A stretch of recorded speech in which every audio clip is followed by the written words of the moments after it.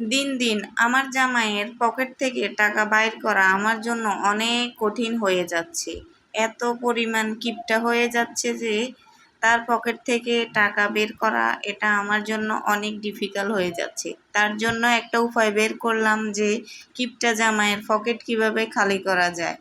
হঠাৎ ফেসবুকের একটা ভিডিওতে দেখলাম আমাদের ফেনীতে নাকি মেলা চলতেছে। তাই তো আর দেরি করলাম না, হাজব্যান্ডকে বললাম দিনটাও আজকে ভালো, চলো আমরা ঘুরতে যাব, ফেনী পার্কে যাব। এটা বলে ওকে বের করে আনছি, না হলে তো ও বের হবে না। আর মেলার কথা যদি বলি ভুলেও আসবে না, কারণ সে জানে মেলায় গেলে আমি হাত ভর্তি করে জিনিস নিয়ে আসি, কারণ মেলায় গেলে আমি আমার লোভ সামলাতে পারি না, সে ভয়েও সে আসবে না। আমি যখন রিক্সাওয়ালাকে বললাম যে আমি মেলায় যাব, তখন ও তো একদম অবাক হয়ে গেল। তুমি বললা না পার্কে যাইবা বা কোথাও ঘুরতে যাইবা, এখন কোথায় যাচ্ছ? আমি বললাম যে সেখানেই যাব ঘুরতে, এখানে তো ঘোরার জায়গার অভাব নেই, ওইদিকে সেদিকে ওই মার্কেটে সে মার্কেটে ঘুরবো আর কেনাকাটা করব। কি আর করার, কিপটা জামাই পিছন পিছন ঘুরতেছে আর আমি এদিকে সেদিকে সব দেখতেছি কি নেওয়া যায়, আজকে কিভাবে জামাইয়ের পকেট খালি করা যায় আমি সেটাই ভাবতেছি।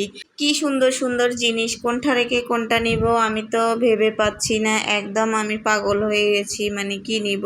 আসলে তো আমি কসমেটিক ইউজ করি না, তারপরেও কেন জানি আমার কাছে অনেক বেশি সুন্দর লাগে। যখন মেলায় যাই আমার এই জিনিসগুলো অনেক বেশি ভালো লাগে, আমি না পড়লেও নিই অল্প স্বল্প, যেহেতু মেলাতে কিছু ডিসকাউন্ট পাওয়া যায় তার জন্য আমি হাতছাড়া করি না।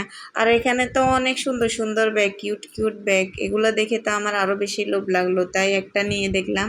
এই ব্যাগটা আমার অনেক বেশি পছন্দ হয়ে গেছে, তাই বলছি যে হ্যাঁ আমাকে আজকে এই ব্যাগটা নিয়ে দিতে হবে। বেচারা আমার মুখের দিকে তাকিয়ে বলে যেহেতু ভালো লাগছে নাও, সমস্যা নাই। ভাবতেছি এখন থেকে জামাইকে অনেক প্রেশারে রাখবো, বলবো যে আমার এটা লাগবে ওইটা লাগবে, কারণ অনেক বাসায় দিছি কিন্তু ওকে বড়লোক বানাতে পারি নাই, আর তো হওয়ারও সম্ভাবনা নাই। তার জন্য ভাবতেছি না, খরচ করব। আর এদিকে আমার কিপটা জামাই কিছুক্ষণ পর পর যখন আমি কসমেটিকে হাত দিই বা আমি যদি কিছু নিয়ে ফেলি আমাকে বলে তুমি তো এগুলো ইউজ করো না, তুমি এগুলো কেন নিতেছ? আমি বললাম যে হ্যাঁ এখন থেকে ইউজ করব, এখন থেকে মেকআপ করব, এখন থেকে কসমেটিক্স পরব, তখন বুঝবা যে বউ পালা এত সহজ না। আমার কিপটা জামাই কিন্তু অনেক বুদ্ধিমান, বাড়ি থেকে আমাদেরকে লাঞ্চ করায় নিছে যেন আমরা আর কিছু না খাই। তো কিছুক্ষণ হাঁটাহাঁটি করলাম, কেনাকাটা করলাম, তো আমি তো ক্লান্ত হয়ে গেছি, এখন বললাম যে চলো এখানে রেস্টুরেন্টে যাই। হাজবেন্ড বলল বাড়ি থেকে লাঞ্চ করে আসছো, অল্প কতক্ষণ হয়েছে, এর মধ্যে ক্ষুধা লেগে গেছে? আমি বলছি হ্যাঁ আমার ক্ষুধা লেগে গেছে, আমি খাবো। তারপরে চিকেন পরোটা অর্ডার করলাম। যাই হোক নাস্তাটা সারলাম, নাস্তাটা সেরে যখন বিল দিতে যাব তখন দেখি যে ডাবল দাম, মানে আমরা যেটা বাইরে থেকে খেতাম সেটা থেকে এখানে প্রাইসটা ডাবল।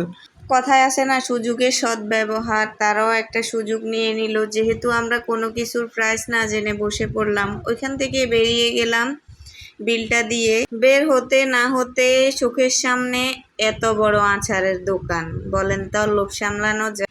এই তো ঘুরে ঘুরে সব দেখতেছি সংসারের জন্য কি নেওয়া যায় আর কি। আর বর্তমানে তো কি বলবো, গোল্ডের যে পরিমাণ দাম, আপনারা চাইলে এগুলা করতে পারেন, কারণ গোল্ড পরা এখন বিলাসিতা। গোল্ডের অপশন হিসাবে এগুলাকে বেছে নিতে পারেন, এগুলা আরো অনেক বেশি সুন্দর। আমিও কিছু নিয়ে নিলাম, তারপরে আবার চলে আসলাম কাপড় দোকানে। হাজব্যান্ড বলল কি আমাদের কি কাপড় চোপড়ের অভাব হয়েছে নাকি যে মেলা থেকে কাপড় চোপড় নিতে হবে? এগুলা কোনো জামা হলো? এগুলা তো অনেক বাজে। তারপর আমি আরো একটা জুয়েলারি দোকানে চলে আসলাম আর কি। এখানে এসে তো আমি আরো অনেক অবাক, একদম হুবহু গোল্ডের মতো অনেক সুন্দর সুন্দর জুয়েলারি। আমি তো দেখে লোভ সামলাতে পারলাম না, আমি অনেকগুলা নিলাম। তারপর ওইখান থেকে চলে আসলাম জুতা দোকানে, সব কিছু নিলাম, জুতা না নিলে কি হয়। তারপরে অনেক রকমের জুতা দেখলাম, আমার কোনোভাবে হইতেছে না, একদিকে হলে একদিকে হয় না। এগুলা একটু ভালো লাগছে, এখন এগুলা অনেক ছোট। তারপর আরেক জোড়া দেখলাম আর কি, এগুলো দেখলাম, এগুলো ভালো লাগতেছে না। এদিকে তো হাজবেন্ডের প্যানপ্যানানি শুরু হয়ে গেছে, তার জন্য আমি তাড়াতাড়ি এক জোড়া নিয়ে ওইখান থেকে বেরিয়ে গেলাম। জুতা দোকান থেকে বেরিয়ে আমি একটা বোরখা দোকানে গেলাম, সবকিছু নিলাম। একটা বোরখা না নিলে কেমন হয় বলেন। এদিকে বড় ছেলে তো হাঁটতে হাঁটতে অনেক বেশি ক্লান্ত হয়ে গেছে। ওর বাবা বলতেছে যে আজকের জন্য সমাপ্ত দাও না, মেলা তো আরো অনেক দিন আছে। তো আমার মতো যারা মেলায় আসতে চান দ্রুত চলে আসবেন।